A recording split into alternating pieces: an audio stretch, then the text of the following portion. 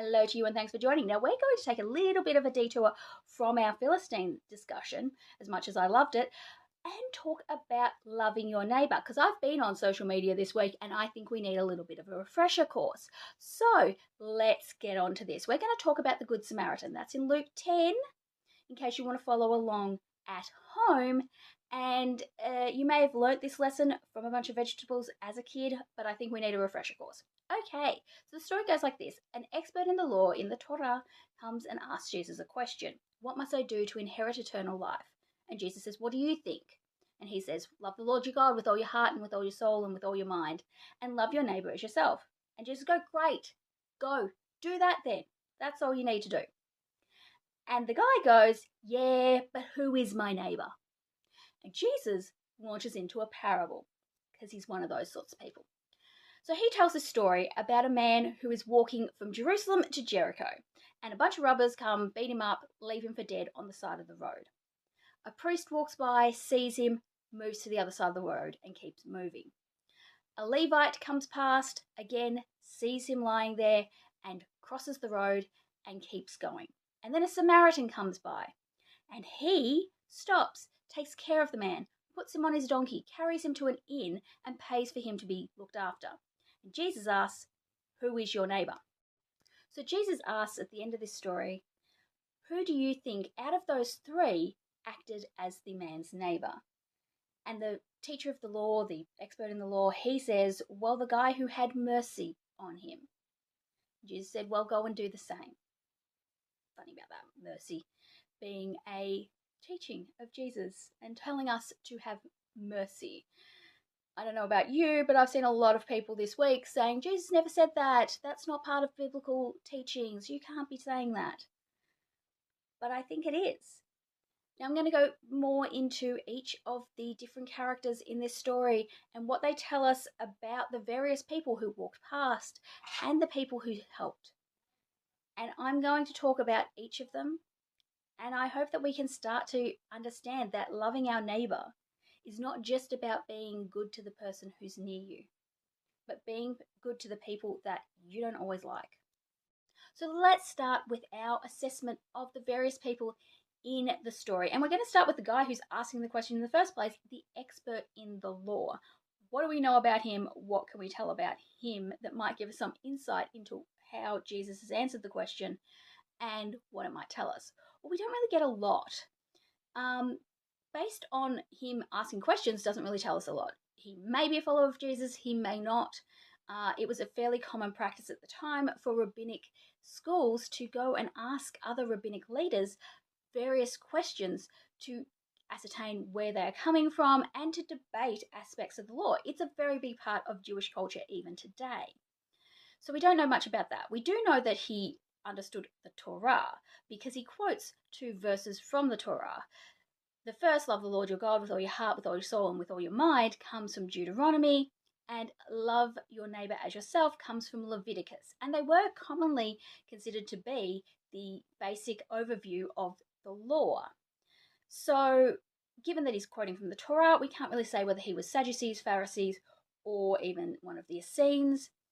And his quoting of these verses doesn't really tell us whether he was more conservative or more liberal. Although when Hillel quotes this verse or states this verse, he does say things a little bit differently. He does say if something is hateful to you, you shouldn't do it to your neighbour. All right, so the expert told us nothing, and let's move on to the guy who's beat up on the side of the road. We know absolutely nothing about him, apart from the fact that he was walking along the side of the road, and some of us thought it was a good idea to beat him up and take all his stuff. But that could be anyone. So let's move on to the priest.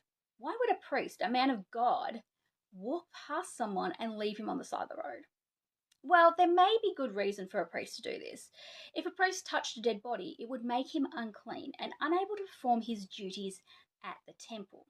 Now, when we hear the story, it's this road from Jerusalem to Jericho.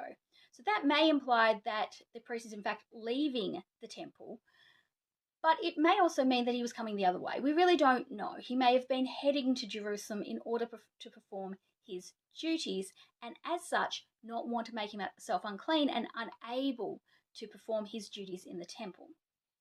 However, there are a number of stories and elements to the oral law that would say that a priest could render aid if they thought someone was injured and they then died. However, how much these were followed, and again, whether or not this particular priest followed those elements of the oral law, is unknown. So we really can't know what happened, except that it may have been him deciding that his duties were more important than a man's life.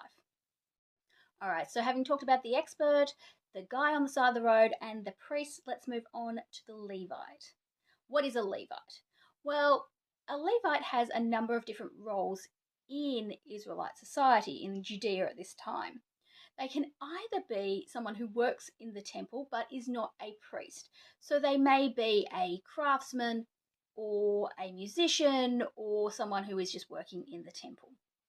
Or their other major role for a Levite in society at this time was as a judge, someone who sat in the city gates and gave out justice where there was disputes, where there was discrepancies in the law, where there was people who had done wrong. These people were the ones who would judge the case. So this is a man representing the law in most likelihood, and yet he too looks upon the man and walks on past. So again, he is probably justifying it by saying, well, if I have to be unclean, I can't do my job. I can't do what I need to do if I help this man. And so he walks past. So far we've had religion, the religious man walk past, and we've had the man of the law walk past. So let's look next at the Samaritan. All right then, who is the Samaritan? The story is called the Good Samaritan. Let's talk about Samaritans. Now, from the New Testament, you get a few stories about Samaritans, and they're generally not the good guy in the story, or they're the outcast of society. And there are several reasons for that. There is a bit of animosity between Samaritans and the Jews of this period. This comes from their history. Now, the Samaritans do still exist. They still live in the West Bank. There's a few of them, and they worship at Mount Gerizim, which is also near where they live. Now, this is the key difference between Samaritans and the Israelites, because the Israelites worshipped on Mount Zion. In fact, the Samaritan Torah is almost exactly the same as the Jewish Torah, except for where they are worshipping. So we see this sort of split between the Samaritans and the Jews on that part. But then we have the history. So the Samaritans come from the northern kingdom, from Samaria. And when that kingdom is destroyed by Assyria, Assyria moves in people from other parts of their empire to repopulate, particularly the upper class of the Israelite kingdom. And they, according to the Bible and Jewish sources, become the Samaritans. So the story of the Jews and the Samaritans gets even more complex as we go through the various empires that control the region.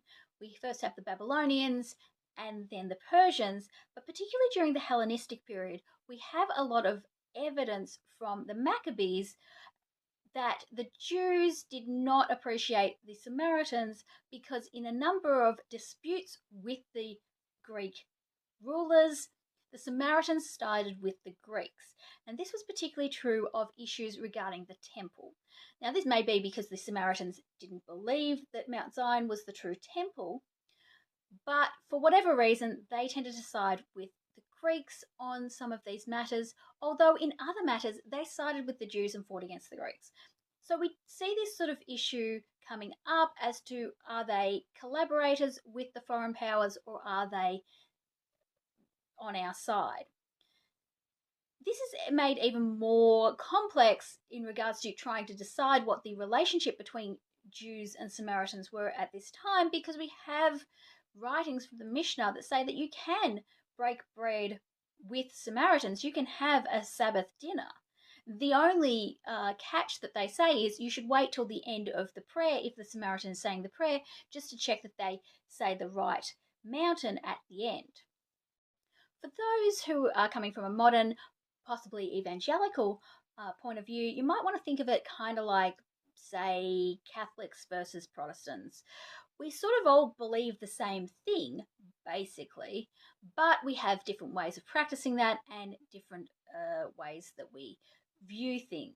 And so, in the same way that a Protestant may wait for a Catholic to finish before we say amen, and a Catholic may do the same in order to not, agree to something that they don't agree with in a prayer, we may see the same sort of thing between the Samaritans and the Jews.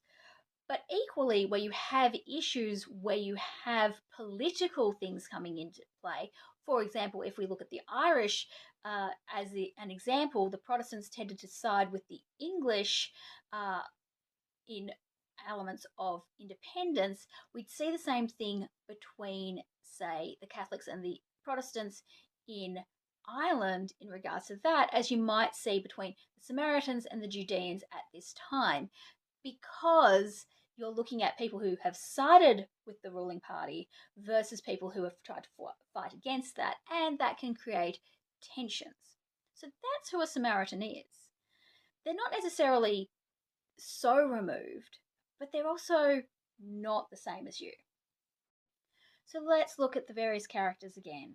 We have the man of God, the priest, and he walks past, most likely in a attempt to keep himself clean, above reproach, and able to keep performing his duties as the man of God in the temple. We have the man of the law, the man of justice, the person who is supposed to bring about justice in our society. And he just walks on by. Now, again, he may be trying to keep himself clean, or maybe he had a case to get to and he was rushing. We don't know, but he walks on past. And then you have the guy who's, in all intents and purposes, a foreigner in your land. He is sort of like you, but not quite like you. He has different customs, and his religion is slightly different. And he is the one who renders aid. He is the one who stops, who uses his own resources to look after the guy. And he is our example. He is the one who acts as the neighbour, not your own kin, not people of your own blood, not people of your own race, ethnicity, your in-group, but the guy who's the outsider. That's the story Jesus is telling. So in everything that we're seeing on social media at the moment, the idea that there is a sin of empathy, that there is toxic empathy, that the idea of calling for mercy is unbiblical. I think we can see from the story of the Good Samaritan that it's not the person who does the right thing by religion or by the law. It's the person who shows mercy, the person who looks at the person who can do nothing for you, the person who is beaten down and downtrodden and left for dead. And if you show mercy to them, no matter who you are, no matter how you're related to them, no matter how they may have treated you in the past, no matter what they may have done wrong to you, that, in showing mercy in those situations, that is loving your neighbour. Not simply loving those that are easy to love, but to love those that can give you nothing.